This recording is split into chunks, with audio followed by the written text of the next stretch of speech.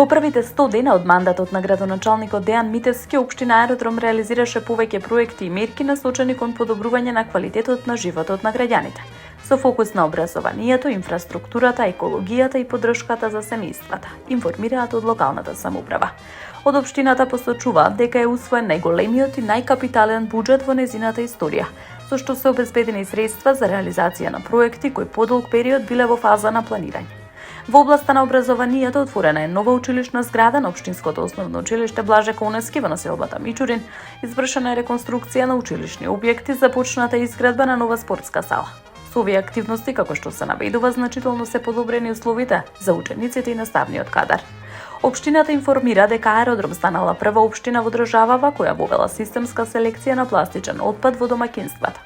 Дополнително, реализирани се активности за зазеленување, поставени се фитнес зони на отворено, обновени се детски игралишта, исчистени се над 600 тони отпад и диви депонии.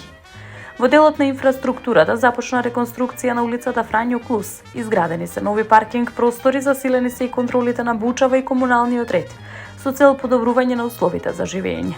Како дел од социјалните мерки, воведена еднократна финансиска помош за новороденчиња, како и програмата Нула комунали и прв дом за млади. Општината исто така воведе анонимен систем за оценување на работата на администрацијата и бележи исколемување на индексот на отвореност.